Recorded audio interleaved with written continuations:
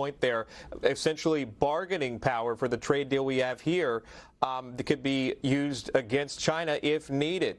Curtis. Absolutely. Good to see Guy. I was just with him the other day with Vice President Pence in Pennsylvania, and he kind of stole all my thunder there, but he's exactly right.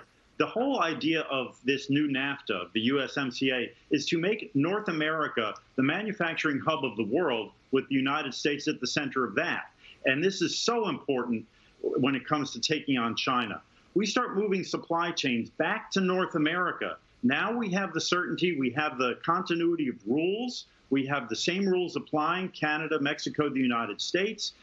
We will, under this law, this treaty, make more of our automobile parts as well as the finished automobiles right here in North America. And as people look to get out of China, because there is no private property there, there is no rule of law, they're going to want to come back to North America. And it's just, it's terrific. And by the way, today, the Labor Department, the Commerce Department, the State Department issued a warning to businesses: do not be making your products with forced labor or slave labor or child labor, because those will be prevented entry into the United States. That is a huge incentive to start making things in North America again. If you want to sew clothing, sew it in Mexico. No slave labor down there. Under this USMCA, we can investigate that, take care of it quickly. And that means American cloth, American textiles, American cotton will be going into the clothing that we wear, instead of slave labor cotton grown in China, sewn by slaves in China, and then sent here. So this is great on so many counts. It's going to really give this economy a great boost. Peter Lamage, your thoughts? I think that under NAFTA, which was negotiated by the Clinton administration, the American people lost billions, if not trillions of dollars to the Mexicans and to Canada.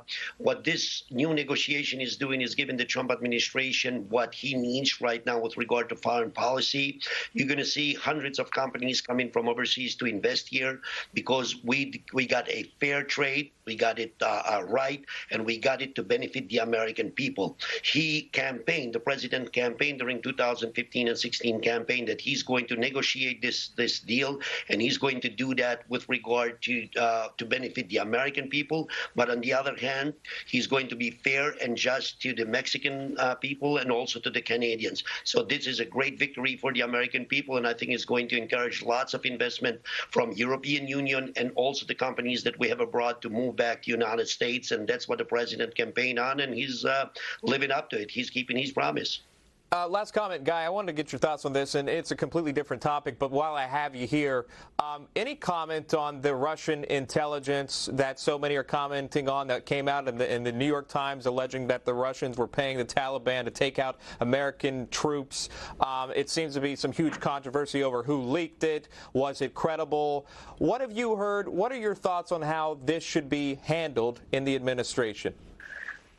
Yeah, a lot of this just doesn't make sense to me. The fact that Russia and the Taliban